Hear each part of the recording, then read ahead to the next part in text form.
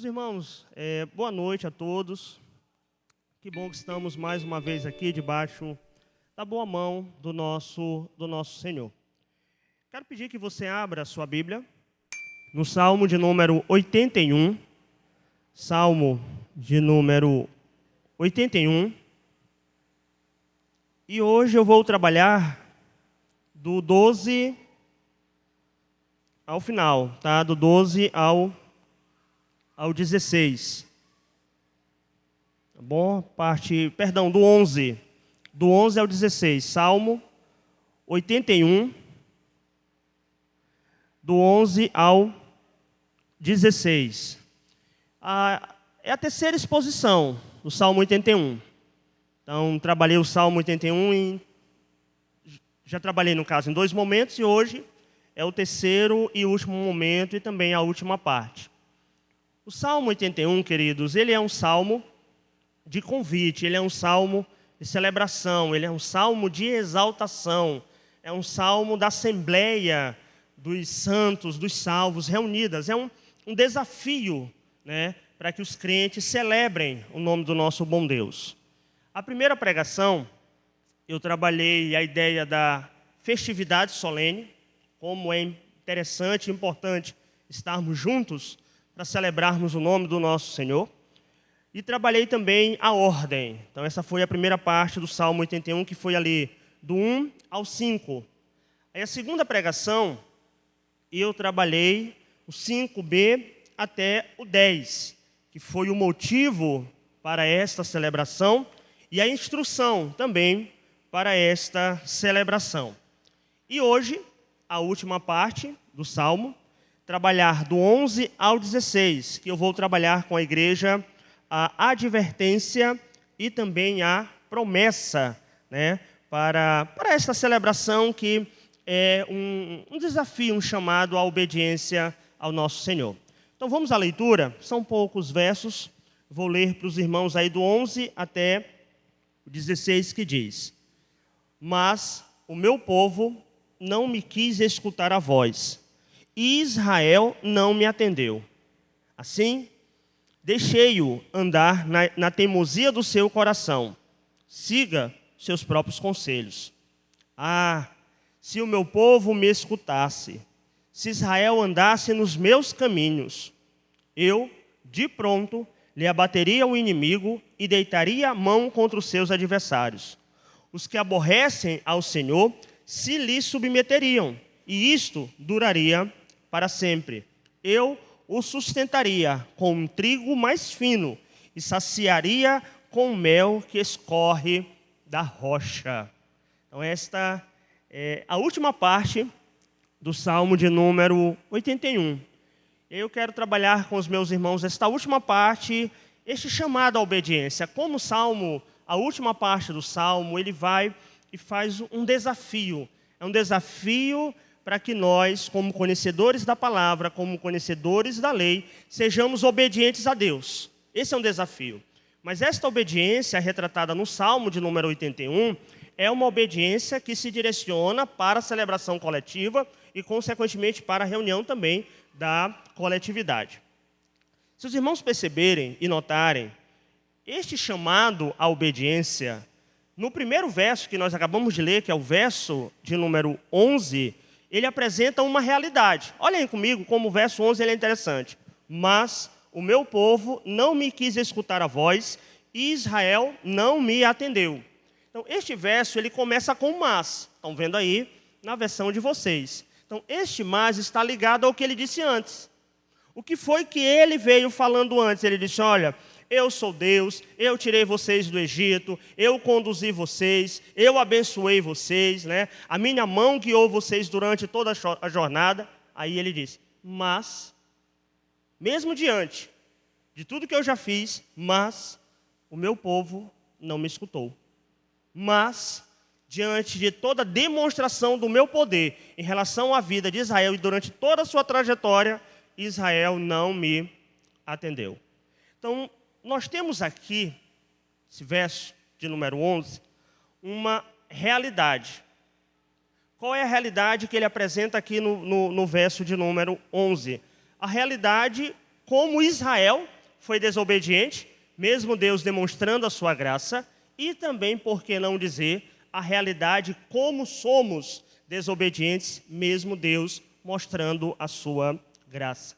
O Spurgeon, ele diz o seguinte em relação a este versículo: as advertências foram rejeitadas, as promessas esquecidas, os preceitos desconsiderados, embora a voz divina propusesse só o que era bom e em inigualável escala de liberdade, eles então se desviaram.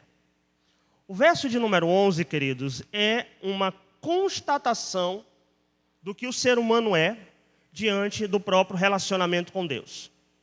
Deus apresenta a sua graça, apresenta a sua misericórdia, fornece a revelação por meio da sua palavra, cuida, zela, protege, direciona, corrige. E o que nós fazemos? Ainda assim, trilhamos um caminho, infelizmente, o caminho de rebeldia e o caminho da desobediência. Foi o caminho que Israel, infelizmente, trilhou. Deus demonstrando todo o seu poder durante toda a história daquele povo, e o povo ainda assim pedia outros deuses. E o povo ainda assim pedia coisas, situações no lugar de Deus. E o povo ainda assim murmurava contra o nosso Deus. Queridos, eu sei que quando eu digo isso, talvez possa pairar no seu coração, na sua mente. Ah, pastor, mas só Israel foi assim. Só o povo do Antigo Testamento foi assim. Será, igreja?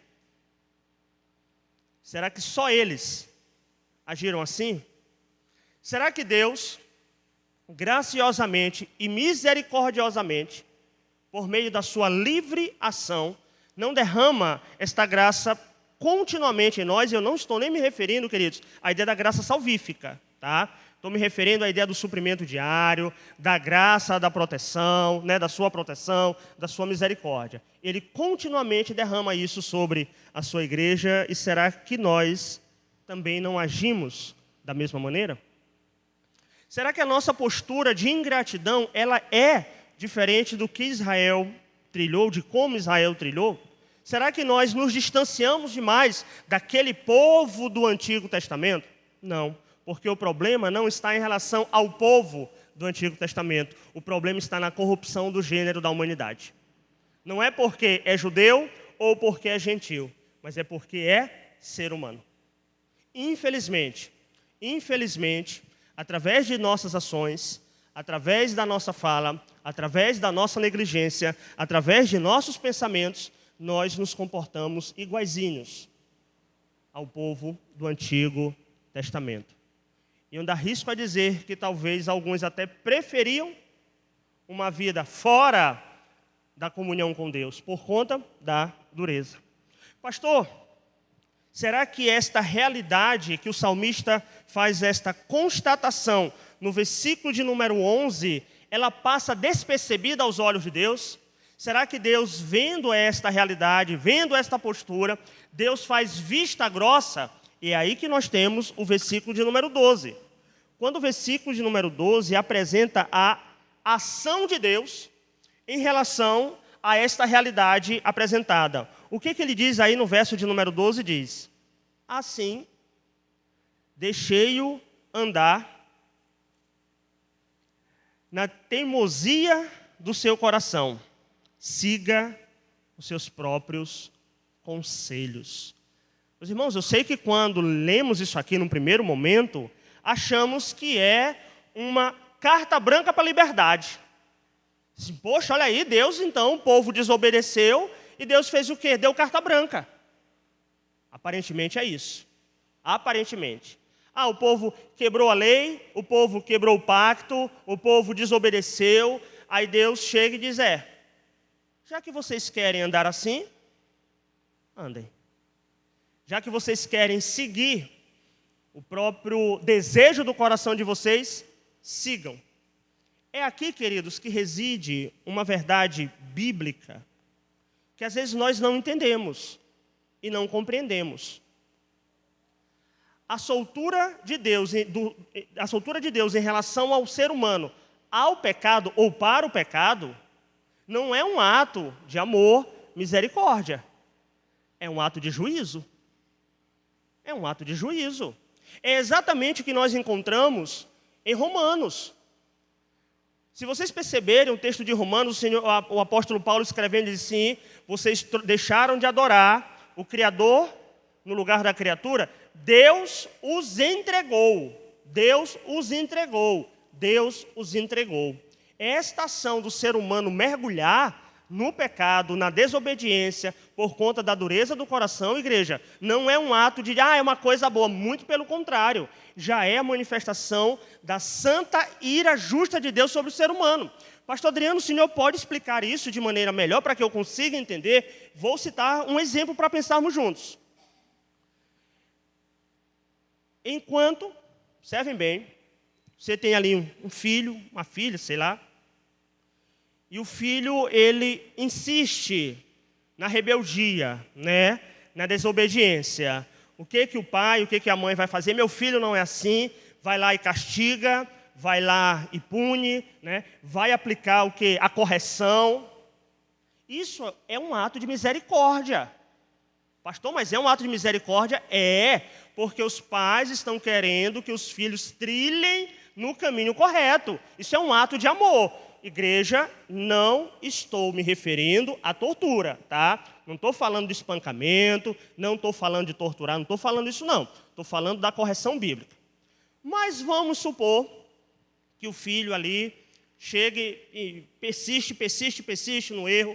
Aí chega um momento que o pai vai dizer: meu filho, o que eu pude fazer, eu fiz. A partir de hoje, quem vai te ensinar é lá fora. Isso é um ato de juízo. Não é um ato de misericórdia. Porque o ato de misericórdia, ele foi apresentado na correção. O ato de misericórdia, ele foi apresentado ali, na disciplina. Mas aí chega, pastor, eu não estou falando de criança, tá, irmãos? Eu estou me referindo, talvez, a casos, tá? Isso aqui é um caso hipotético, tá bom? Do filho chegar e dizer: olha, a partir de hoje eu vou sair de casa, a partir de hoje eu não quero mais saber da convivência com meu pai, não quero mais saber da convivência. E o pai chega e diz: meu filho, agora você vai aprender lá fora. Agora você vai aprender lá fora. Não é assim que você quer andar? Eu fiz. O que nós temos aqui do relacionamento de Deus com Israel, queridos, é uma cena bem parecida. Deus conduzindo Israel, aplicando a correção, apresentando o caminho, apresentando que Israel estava errado. E chega um momento, o Senhor diz: bem, se vocês querem andar a partir da dureza do coração de vocês, vocês vão andar. Quando a gente lê isso, parece de primeiro momento, né? É uma alegria. Estamos livres da ação de Deus, livres da correção de Deus. Queridos, notem. O que é o inferno? Já pararam para pensar isso? O inferno é o local do juízo e é um local em que o pecado terá total domínio sobre os residentes do inferno. Então, uma vida de pecado experimentada hoje, experimentada aqui, é uma amostra grátis do que será no inferno. Pastor, mas vai ser um total domínio da situação pecaminosa para aqueles que estiverem na condenação eterna? É isso mesmo. E não vão achando que vai ser uma coisa boa. Muito pelo contrário, vai ser um tormento eterno. Então, quando nós encontramos na Bíblia o Senhor dizendo: vocês querem andar segundo a dureza do coração de vocês, vocês vão andar. E vocês vão aprender da pior forma possível. Sim, queridos. Deus utiliza o pecado, a rebeldia, para aplicar o seu juízo e sentença. Nós temos que desconstruir a ideia que uma vida longe de Deus é a melhor coisa. Nós temos que desconstruir a ideia que uma vida, mergulhada na prática do pecado é a melhor coisa, porque não é. É manifestação da ira de Deus enquanto estivermos aqui. Sim, é o juízo do Senhor pela desobediência do seu povo. Então, estes dois versículos, o 11 e o 12, nós temos esta realidade da desobediência no 11, e nós temos o juízo pela desobediência, a realidade da desobediência no 11 e o juízo pela desobediência no 12. Quando nós vamos para a última parte, que é do 13 lá para o final, nós vamos ter a promessa. Porque ele já disse, vocês querem andar de maneira rebelde? Vocês vão andar. Mas aí alguém deve perguntar, tá, pastor, mas eu não quero andar de maneira rebelde. Eu quero andar de maneira obediente. É o que ele vai apresentar, então, do 13 até o final. Esta promessa de uma vida que obedece ao Senhor. No 13, ele repete algo que ele já apresentou lá atrás. Ele diz, se o meu povo me escutasse, se Israel andasse nos meus caminhos. Eu confesso para os irmãos, que eu gosto do versículo de número 13. De maneira poética, ele está dizendo, só o que vocês precisam fazer é me ouvir. Só o que vocês precisam fazer é ouvir o que Deus nos direciona. Pastor, ok. Quando eu ouço e sigo um caminho em obediência ao nosso bom Deus, o que vai acontecer? 14 e 15, proteção, e 16, provisão. Olha aí comigo, 14 e 15. Se vocês me obedecessem, lembrando, este link com 13. Se vocês me obedecessem, ou se vocês me obedecerem, 14. Eu de pronto lhe abateria o inimigo, deitaria a mão contra os seus adversários, os que aborrecem ao Senhor se lhe submeteriam, e isto duraria para todo sempre. Notem que ele está escrevendo para o contexto de Israel, o contexto do Antigo Testamento. Qual era a situação que mais afligia o povo? Exércitos inimigos. Os irmãos conhecem a história de Israel. O exército inimigo. E era a forma que Deus tinha de enviar também o seu juízo. O povo desobedecia, Deus enviava castigos, e um deles era a ação de exércitos ou de outras nações para invadir o povo de Israel.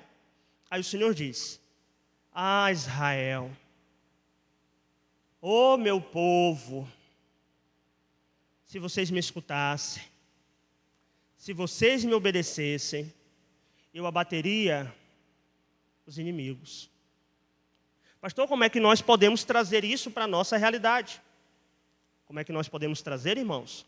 A bênção da obediência nos direciona a grande, santíssima proteção de Deus sobre nós.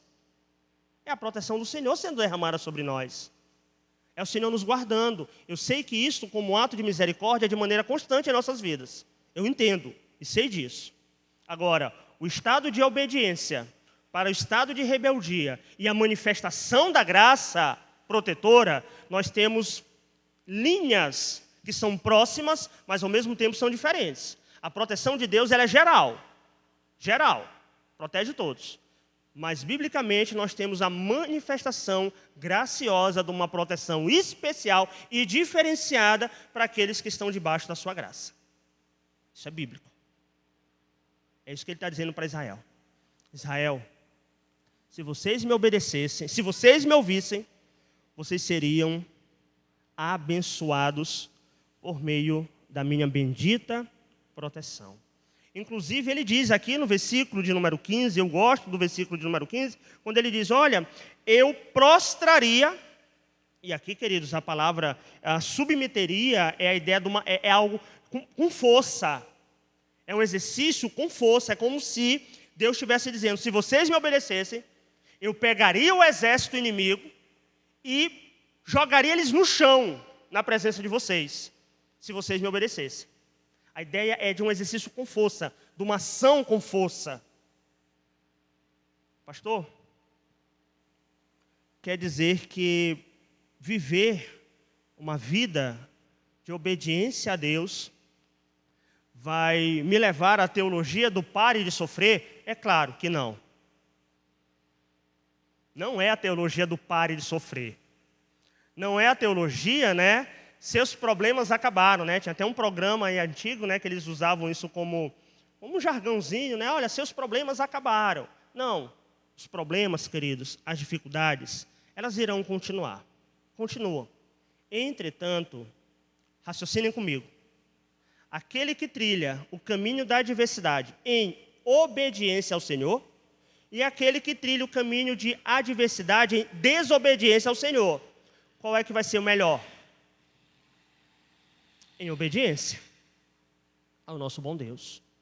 Porque Ele irá nos conduzir durante toda esta jornada, durante toda a caminhada. E eu não estou falando, igreja, não estou falando jamais meramente de legalismo, de cumprir a agenda eclesiástica. É obediência ao nosso Deus em todas as esferas. Aqui no contexto é da celebração coletiva. Da celebração coletiva, do estarmos juntos, do estarmos reunidos, né? Cantando louvores ao Senhor, celebrando o nome dEle. Mas a obediência em todas as esferas da vida, precisamos desta bendita proteção.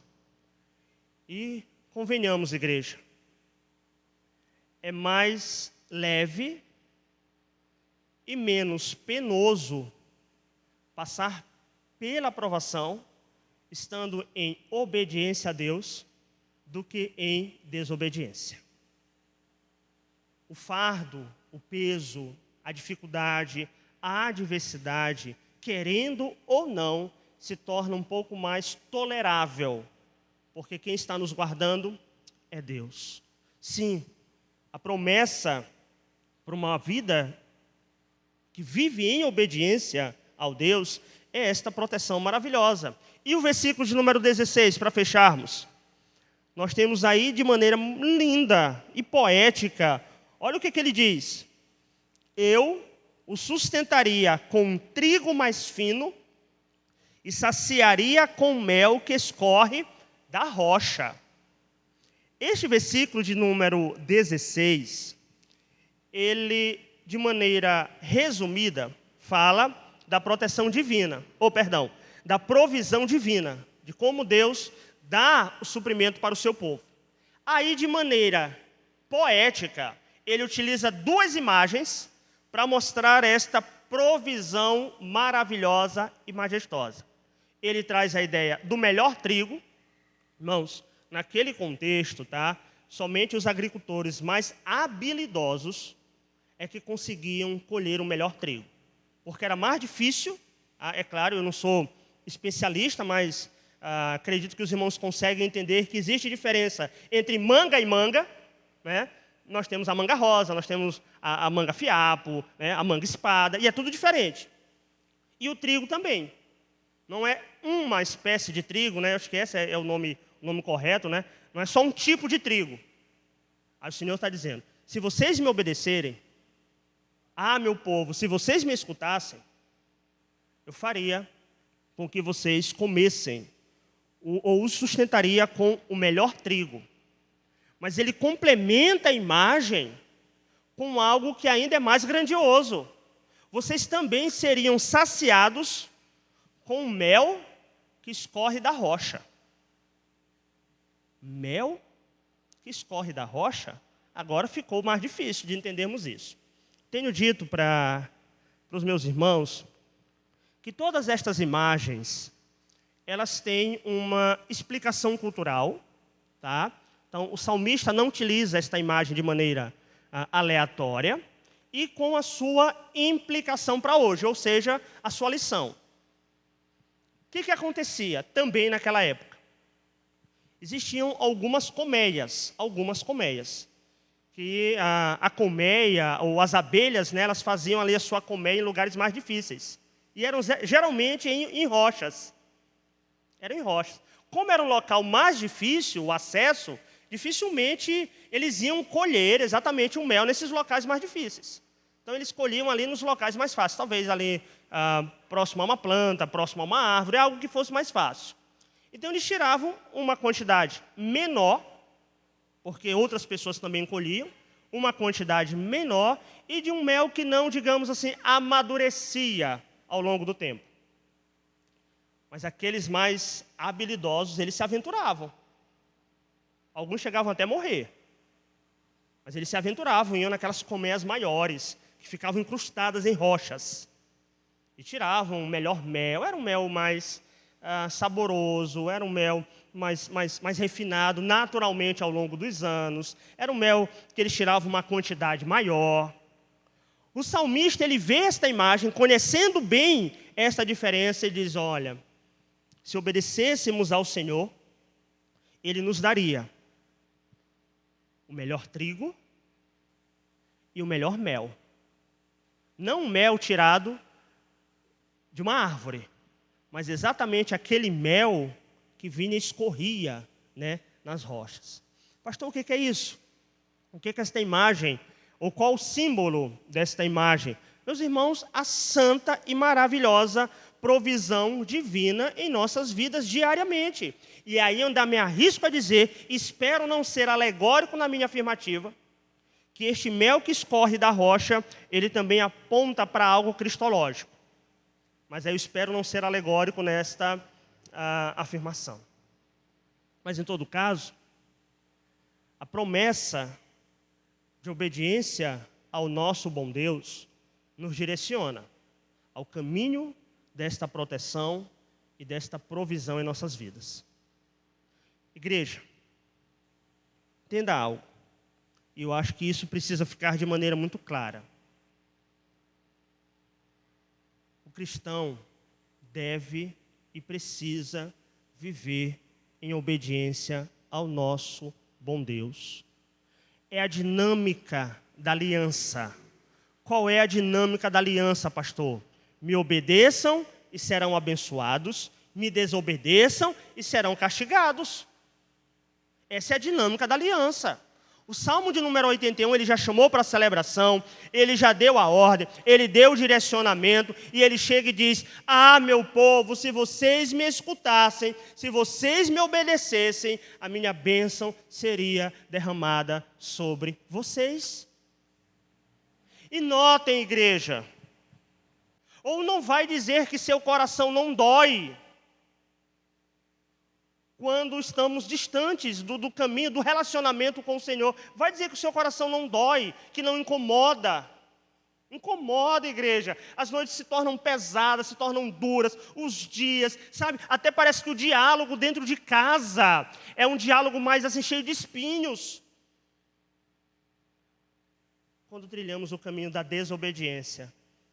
Agora, quando trilhamos o caminho da obediência, é a graça de Deus ali, ó, igreja, nos direcionando. Esta é a sua bênção.